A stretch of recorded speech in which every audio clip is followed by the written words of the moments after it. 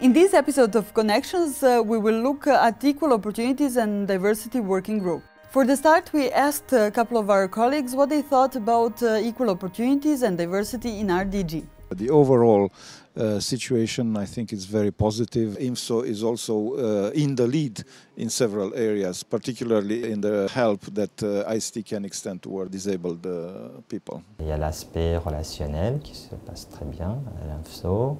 Il y a l'accessibilité des bâtiments et ensuite il y a l'accessibilité des moyens informatiques. We could do more on transparency.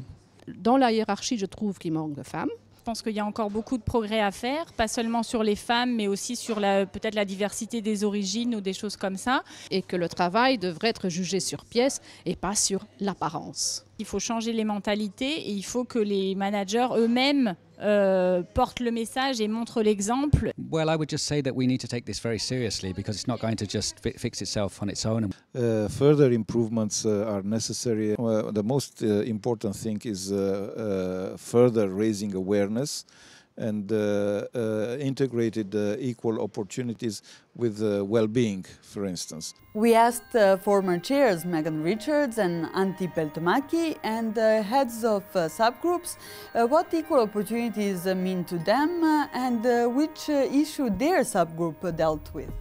Equal opportunities are very much a fair level playing field. I think that we are 1,300 and I think that there's huge differences in the population of DCM. So we're all equal, but we're not the same.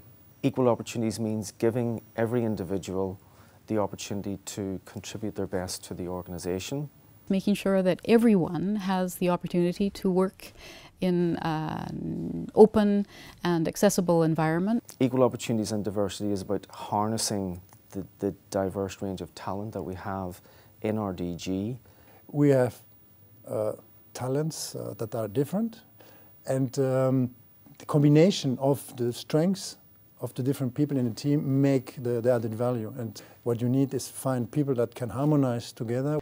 As some of you know, here in DG Connect, I am currently the chair of the Equal Opportunities and Diversity Working Group.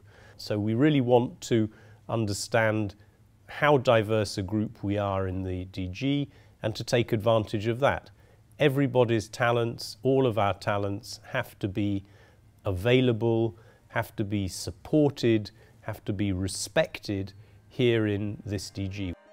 Delivering equal opportunities and diversity policy is not just about treating everyone equally, but also about treating everyone as an individual.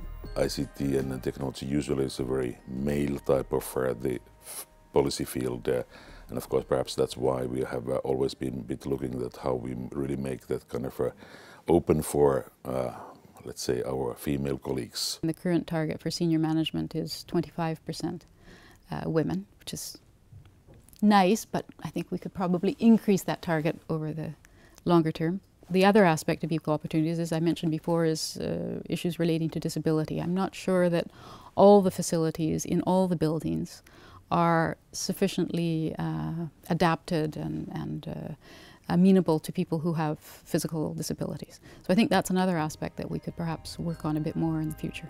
As a result of work of Equal Opportunities and Diversity Working Group, managers' guidelines and a list of principles were presented to DG IMSO staff.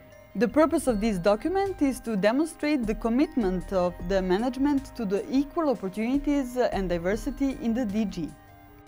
Well, Antti has done a wonderful job in making sure that the working group is mobilized, it's met many times, it's really started developing these guidelines and principles. There are 10 principles in total which cover aspects such as zero tolerance of harassment, respect for diversity, respect for cultural background, right through to practical aspects. The working group number 3 is actually looking at how to create an inclusive a fair, friendly, results-oriented working environment. I mean, that's what we're looking at now. Concretely, it means that we want people to be happy at the work floor. It's as simple as that. We believe, therefore, it is a win-win situation if you actually provide the people with the tools they need to actually perform at their best. Harassment, we believe there should be zero tolerance for harassment. The person feels that they're not being treated properly, potential harassment, that they would be given guidelines on which person is the right person to contact.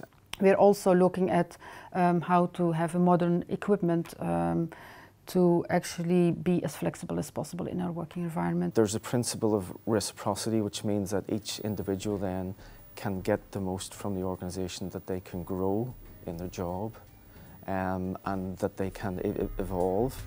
This action plan is to run from 2011 to 2014 and aims to foster fair, flexible, respectful and inclusive working environment, to promote the value of every staff member as an individual, and to facilitate gender balance and foster motivation and well-being of all staff. If you compare DG INFSO with other DGs, then I really, in all honesty, can say that we're doing a great job.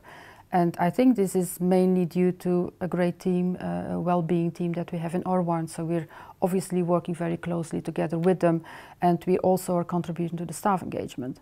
What is important, I think, is that senior management is actually showing everyone that we are serious about this, that this is serious business, that they walk the talk also. And all of us who are managers and looking after staff, dealing with individuals every day, as we all are, have to make sure that we apply these principles and really take them to heart, I think.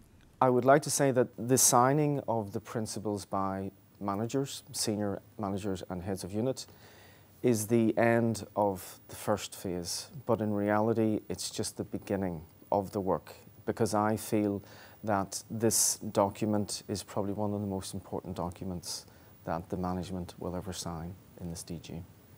And we have to, as individuals, look inside ourselves, find the moments where we could do better, and just do better.